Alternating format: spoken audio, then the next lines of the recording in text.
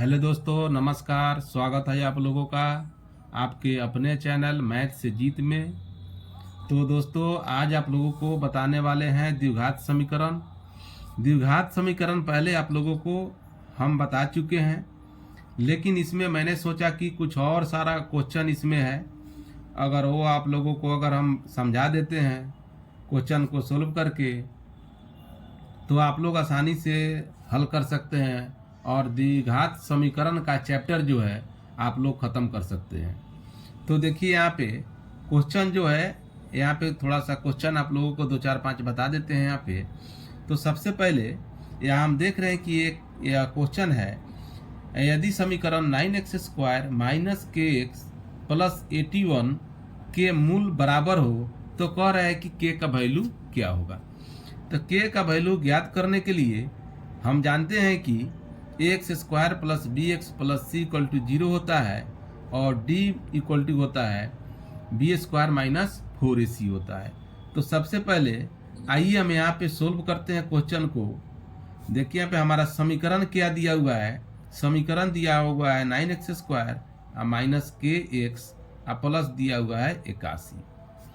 अब इसमें ax² plus bx, देखिए ax² plus bx plus c equal to 0 के से तुलना करें तो a का मान क्या हो जाएगा 9 है, b बराबर है यहाँ पे माइनस के, c इक्वल टू है यहाँ पे 81। तो हम जानते हैं कि d इक्वल टू होता है b² माइनस 4ac। तो b का मान क्या है यहाँ पे माइनस के है, ठीक है, सॉरी यहाँ पे छूट गया था। तो माइनस के का स्क्वायर और माइनस हो जाएगा 4 इंटू ए का मान है 9 तो हम 9 रखेंगे और c का मान है यहाँ पे 81 तो हम 81 रखेंगे। तो गुना करेंगे, माइनस का स्क्वायर है यानी माइनस माइनस प्लस हो जाता है। तो यहाँ के स्क्वायर हो जाएगा, माइनस हट गया और माइनस गुना करेंगे 9 चौके 36 और 81 में गुना करेंगे तो यह 2916 होता है। अब कह रहा है कि d जो है यानी मूल बराबर हो, यानी d इक्वल टू कह रहा है कि मूल बराबर हो तो इसका वैल्यू k निकालना है, ठीक है। अब हम बराबर कर देंगे, d का वैल्यू निकल के कितना आया है k² माइनस 2916 इक्वल टू हो जाएगा 0, ठीक है। अब क्या करेंगे, k² इक्वल टू हो जाएगा, यह माइनस जो है 0 के अगर हम आगे भेजते हैं तो यह प्लस में हो जाता है 2916 हो जाएगा, ठीक है। यह 29 है, 2916। तो k इक्वल टू हो जाएगा, यह प्लस माइनस हो जाता है और रूट में आ जाएगा 2900, ये स्क्वायर का रूट हो जाता है 2916 हो गया, ठीक है। अब क्या करेंगे, k इक्वल टू हो जाएगा प्लस माइनस 2916 का अगर हम वर्गमूल निकालें तो इसका मान आता है 54। यही हमारा आंसर। तो आइए यहाँ पे देखते हैं अगला क्वेश्चन। क्वेश्चन हमारा दिया हुआ है, यदि समीकरण kx² minus 6x plus 3k equal to 0 के मूलों का योगफल तथा गुणनफल बराबर हो तो k का मान क्या होगा। यहाँ पे मूलों का योगफल कह रहा है कि हम जानते हैं कि मूलों का योगफल जो है अल्फा प्लस बीटा बराबर होता है माइनस b बटा a और अल्फा इंटू बीटा यानी मूलों का गुणनफल, उसको हम फार्मूला होता है c बटा a, ठीक है। तो सबसे पहले यहाँ पे दो फार्मूला है, आप लोगों को यहाँ हम लिख देंगे। देखिए सबसे पहले समीकरण क्या दिया हुआ, हल करेंगे क्वेश्चन को। हमारा जो समीकरण दिया है kx² माइनस 6x प्लस है 3k इक्वल टू है यहाँ पे 0। अब जो है ये जो है ax² plus bx plus c equal to 0 से तुलना करें तो a का वैल्यू क्या हो जाएगा k है, यानी x² का जो गुणांक है उसको हम लिखते हैं और b इक्वल टू क्या हो जाएगा, चिन्ह के साथ में ही लिखते हैं। यहाँ पे माइनस 6 है तो माइनस 6 लिखेंगे, ठीक है। और c बराबर है 3k है तो यहाँ पे क्या लिखेंगे हम 3k, ठीक है। और देखिए यहाँ पे c का वैल्यू जो है यहाँ पे हो जाएगा 3k हो जाएगा, ठीक है। अब यहाँ पे कह रहा है कि योगफल कितना है। माना कि मूल जो है, माना कि मूल अल्फा और बीटा है, ठीक है। अल्फा और बीटा हम अपने से मान लिए हैं। तो कह रहे हैं कि alpha plus beta, alpha plus beta यानी मूलों का योगफल को कहते हैं अल्फा प्लस बीटा।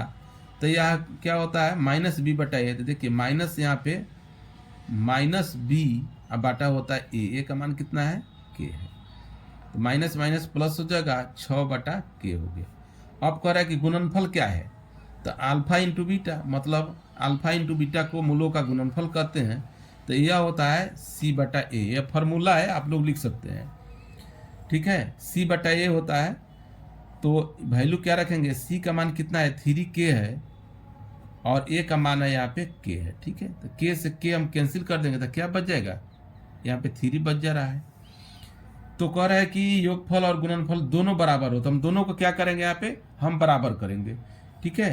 तो अल्फा प्लस बीटा यानी कह रहा है कि alpha plus beta equal to alpha into beta, यही ना कह रहा है कि अल्फा मूलों का योगफल मूलों के गुणनफल के बराबर है। तो इसका वैल्यू क्या आया है 6 बटा के, देखिए 6 बटा के आया है equal to alpha into beta का मान क्या है 3 आया, तो 3 रखेंगे। बाई क्रॉस मल्टीप्लिकेशन करेंगे तो 3k, ऐसा करते हैं 3k इक्वल टू हो जाएगा 6, सो k इक्वल टू हो जाएगा 6 बटा 3 और हम काट देंगे 3 दूनी 6, तो k बराबर हो जाता है 2। हमारा k का मान 2 आंसर हो गया। आइए दोस्तों अब क्वेश्चन नंबर 3 है, सोल्व करते हैं क्वेश्चन को।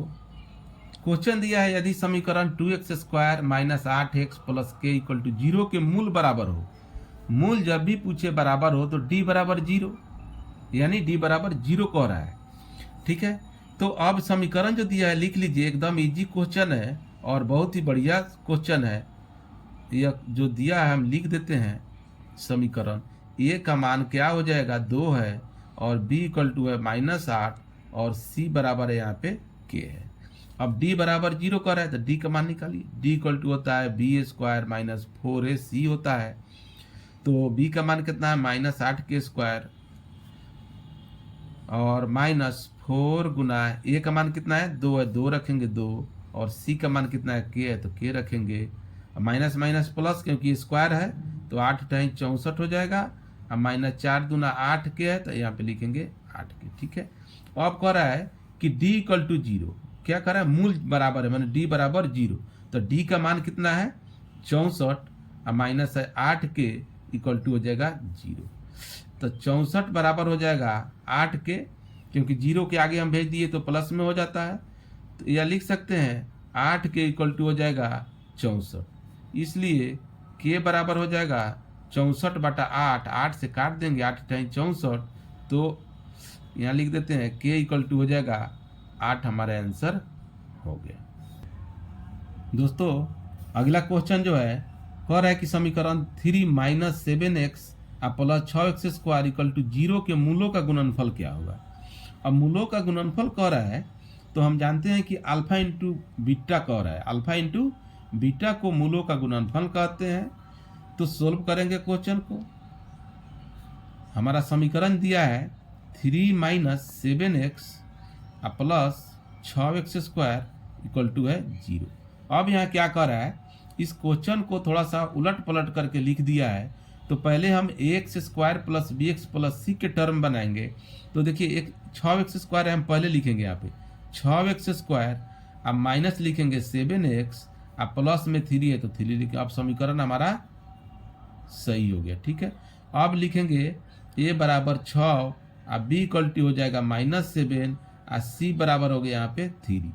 तो यहाँ पे हम लिखते हैं, अब कह रहा है कि मूलों का गुणनफल क्या है, तो मूलों का गुणनफल यानी अल्फा इंटू बीटा को मूलों का गुणनफल कहते हैं और इसका फॉर्मूला होता है alpha into beta equal to होता है c बटा a। तो c का वैल्यू कितना है, c का वैल्यू देखिए यहाँ पे 3 है और a का मान कितना है 6 है, तो 6 लिखेंगे, 3 दूनी 6 कट जा रहा है तो ऊपर कुछ भी नहीं है तो 1 लिखेंगे, नीचे 2 है तो 2 लिखेंगे। तो यह गुणनफल जो है मूलों का गुणनफल 1 बटा 2 हमारा आंसर हो गया, यही हमारा आंसर हो गया। दोस्तों आइए अब क्वेश्चन देखते हैं, यहाँ पे एकदम इजी सवाल है, सोल्व करेंगे। यहाँ पे देखिए यहाँ पे जो दिया हुआ है x स्क्वायर प्लस 1 बटा दिया है x square x square minus 1 है इक्वल टू है 5/4। तो सबसे पहले क्या करेंगे, हम बाई क्रॉस मल्टीप्लिकेशन करेंगे।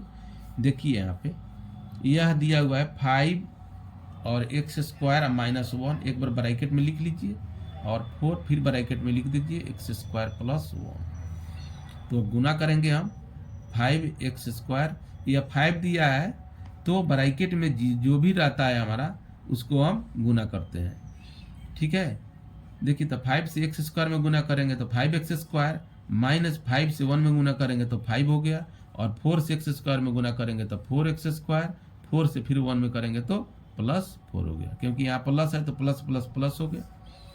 अब देखिए 5x स्क्वायर और माइनस ये आ जाएगा, एक्स स्क्वायर वाले आ जाते हैं, 4x स्क्वायर इक्वल टू हो जाएगा 4, और माइनस जो है यहाँ पे 5 है, हम उसको भेजेंगे राइट साइड में तो चिन्ह बदल जाता है, तो ये प्लस हो जाएगा 5 हो जाएगा।